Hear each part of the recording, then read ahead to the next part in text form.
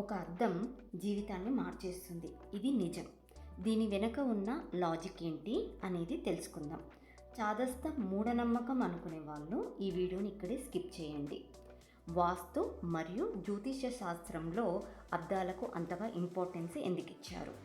అవి మన జీవితంలో ఎటువంటి ఫలితాలను ఇవ్వగలవు?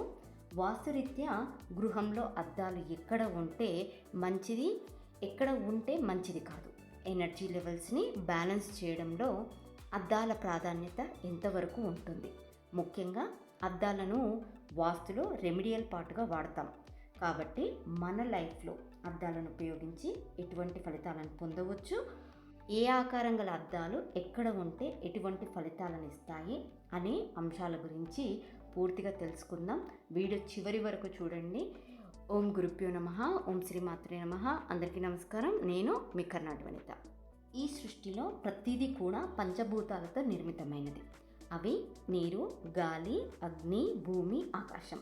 అలాగే ప్రతి దానికి కూడా గ్రహకారకత్వంతో సంబంధం ఉంటుంది. ఇప్పుడు అద్దానికి ఎవరు కారకుడు అంటే చంద్రుడు. అద్దం అనేది చంద్రుడికున్న 16 కళలలో ఒకటి అని చెప్తారు. చంద్రుడు మనస్కారకుడు. అలాగే అద్దాలను లక్ష్మీ స్వరూపంగా కూడా భావిస్తూ ఉంటాము. కాబట్టి అద్దం ఎక్కడ ఉంటే, ఏ ఆకారంలో ఉంటే దాని ప్రభావము ఇంట్లోని వారి మనసు మీద, అలాగే ధనం మీద కూడా ఉంటుంది. కాబట్టి పగిలిపోయిన అద్దాలను చూడకూడదు. కలాయి అంటే అద్దాల వెనక ఉండే రంగు పోయిన అద్దాలను ఇంట్లో ఉంచుకోకూడదు అని చెప్తుంటారు. వాస్తుశాస్త్రానికి వస్తే వాస్తురీత్యా మొత్తము 16 జోన్స్ ఉంటాయి. ఈ 16 జోన్స్ కూడా పంచభూతాలకు సంబంధించి ఒక తత్వాన్ని, దానికి సంబంధించిన ఒక షేప్ని కలిగి ఉంటాయి. అలాగే ఈ 16 జోన్స్ వాటి తత్వాలను బట్టి, షేప్స్ని బట్టి ఒకటి మరొక దానికి ఎనర్జీ లెవెల్స్లో సపోర్ట్ చేస్తాయి, వ్యతిరేకిస్తాయి, ఆపుతాయి. కాబట్టి ఫస్ట్ దీన్ని మనం అర్థం చేసుకోవాలి. ఇకపోతే అద్దం అనేది జలతత్వం, వాటర్ ఎలిమెంట్ని కలిగి ఉంటుంది. అద్దం మరియు వాటర్ యొక్క స్వభావం చూస్తే రిఫ్లెక్ట్, ప్రతిబింబించేలా చేస్తుంది. అంటే అది ఎక్కడ ఉంటే ఆ ప్రదేశాన్ని పెంచే గుణం ఉంటుంది. కాబట్టి కొంత స్పేస్ ఎలిమెంట్ కూడా యాడ్ అవుతుంది. కానీ అద్దాన్ని వాటర్ ఎలిమెంట్గానే తీసుకుంటాము. జనరల్గా అద్దాలు అనగానే మనకి గుర్తొచ్చేవి రెక్టాంగిల్, పొడవైనవి, లేదా స్క్వేర్, 4 మూలలు సమానమైనవి. ప్రజెంట్ టైమింగ్స్లో ఇంటీరియర్స్కి ఎక్కువ ప్రిఫరెన్స్ ఇవ్వడం వల్ల రకరకాల షేప్స్లో వాడుతున్నారు.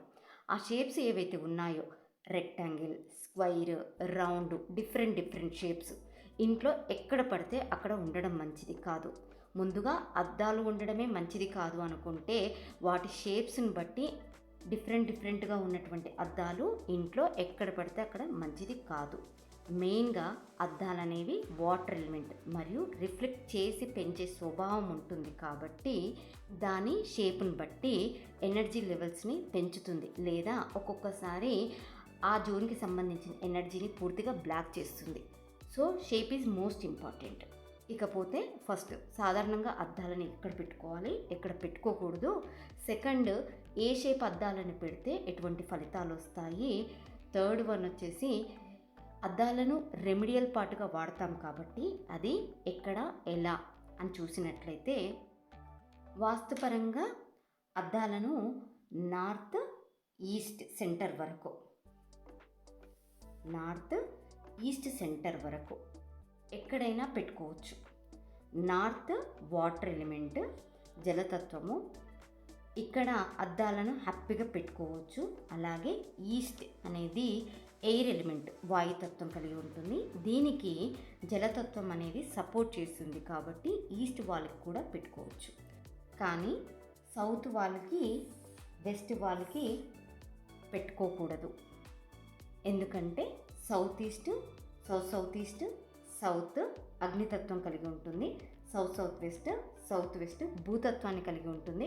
వెస్ట్ నార్త్ వెస్ట్ అనేవి ఆకాశతత్వాన్ని కలిగి ఉంటాయి. వీటిని జలతత్వం అనేది పాడు చేస్తుంది. కాబట్టి అద్దాలని సౌత్ వాళ్ళకి, వెస్ట్ వాళ్ళకి అస్సలు పెట్టకూడదు. ఓన్లీ ఈ వాల్స్కి మాత్రమే పెట్టవచ్చు, ఈ వాల్స్కి మాత్రం పెట్టకూడదు అంటే అలా కాదు.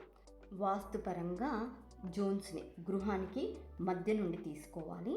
దానికి గృహానికి సంబంధించిన మ్యాప్, డ్రాయింగ్ని తీసుకొని సెంట్రైడ్ చూసి నార్త్ ఎన్ని డిగ్రీస్ తిరిగిందో చూసి శక్తి చక్రాన్ని అప్లై చేసి జోన్స్ని డివైడ్ చేస్తే మనకి 16 జోన్స్ అనేవి క్లియర్గా వస్తాయి. నార్త్ అంటే ఓన్లీ ఇక్కడ మాత్రమే కాదు, సెంటర్ నుండి ఉన్నది అంతా కూడా, అంటే ఈ ట్రయాంగిల్ ఏరియా ఏదైతే ఉందో ఇదంతా కూడా నార్త్. ఇక్కడ ఎక్కడైనా మనము అద్దాలని పెట్టుకోవచ్చు. సో దీన్ని బట్టి చూస్తే మనకి గృహంలో నార్త్ అండ్ ఈస్ట్ సెంటర్ వరకు మనము అద్దాలను ఈ ఏరియాలో మనం ఎక్కడైనా పెట్టుకోవచ్చు. కానీ సౌత్ వెస్ట్ వాల్ ఏదైతే ఉందో, సౌత్ సైడ్ వెస్ట్ సైడ్ ఏవైతే రూమ్స్ ఉంటాయో ఈ రూమ్స్లలో అద్దాలని పెట్టుకోకూడదు. కానీ ప్రస్తుత కాలంలో master bedroom, dining area, toilets అన్నీ కూడా సౌత్ వెస్ట్ వాల్స్కే ఉంటున్నాయి. ఇక్కడే మిర్రర్స్ యొక్క యూసేజ్ అనేది ఎక్కువగా ఉంటుంది. ఎందుకు అంటే మాస్టర్ బెడ్రూమ్లో డ్రెస్సింగ్ టేబుల్స్ ఉంటాయి. అలాగే ఇంకొంతమంది డ్రెస్సింగ్ టేబుల్ లేని వాళ్ళు బీరువా ఉండి దానికి అద్దాలను పెట్టుకుంటున్నారు. అలాగే నైరుతిలో బరువు ఉండాలని చెప్పి కబోర్డ్స్ చేయించుకోవడము. ప్రస్తుత కాలంలో ఇంటీరియర్స్లో కబోర్డ్స్కే పెద్ద పెద్ద మిర్రర్స్ పెట్టుకుంటున్నారు. టాయిలెట్స్లలో అవసరాల కొరకు మిర్రర్స్ పెట్టుకుంటున్నారు. అంతేకాకుండా డైనింగ్ ఏరియాలో కూడా ఇంటీరియర్ పర్పస్ షోకేస్కి సంబంధించిన అద్దాలను డైనింగ్ ఏరియాలో కూడా చాలామంది ప్రిఫర్ చేస్తున్నారు. దీనివల్ల ఇబ్బందులు అనేవి వస్తాయి. ఎటువంటి ఇబ్బందులు అంటే, ఫస్ట్ అద్దం అనేది ఎనర్జీని పెంచుతుంది కాబట్టి సౌత్ వెస్ట్ అంటే దక్షిణము, నైరుతి, పడమర పెరిగిన దోషం అనేది ఏర్పడుతుంది. ముఖ్యంగా నైరుతి పెరిగిన దోషం అనేది ఎక్కువగా ఏర్పడుతుంది. ఎందుకంటే అద్దాలని మాస్టర్ బెడ్రూమ్లోనే ఎక్కువగా యూజ్ చేస్తూ ఉంటారు కాబట్టి నైరుతి పెరిగిన దోషం ఏర్పడుతుంది. నైరుతికి రాహు కారకుడు కాబట్టి రాహు యొక్క ఎనర్జీ అనేది పెరుగుతుంది. నెక్స్ట్ 16 జోన్స్ ప్రకారము అద్దం అనేది ఏ ప్లేస్లో లొకేట్ అయ్యిందో ఆ జోన్కి సంబంధించిన ప్రాబ్లమ్స్ అనేవి వస్తాయి.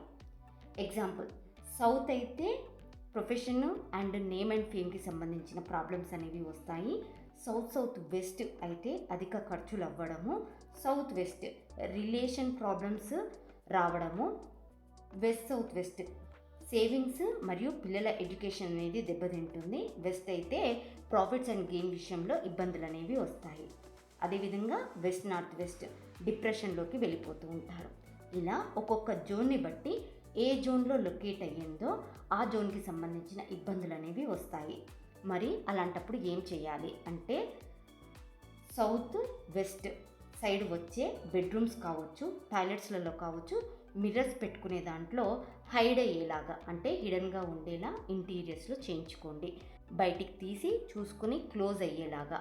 అలా కాని పక్షంలో ఆల్రెడీ చేంజ్ చేసుకున్నాం, రెంట్ హౌసు, అలాంటి ఫెసిలిటీ లేదు అంటే ఆ అద్దాలకి కర్టెన్స్ వేసుకోండి బయటికి కనపడకుండా. అద్దాలు అనేవి చాలా ఎక్కువగా ఉన్నాయి అంటే ఇక్కడొకటి ఇలా చాలా ఎక్కువగా ఉన్నాయి, అవసరం లేదు అనుకుంటే మిర్రర్స్ని తీసేయండి, లేదా ఆ మిర్రర్స్కి పేపర్స్ని అతుకు పెట్టండి.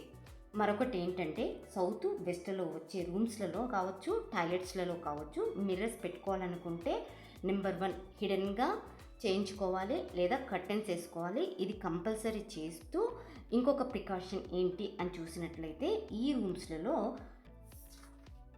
నార్త్ ఈస్ట్ లేదా టాయిలెట్లో కూడా నార్త్ ఈస్ట్ వాల్స్కి పెట్టుకోండి.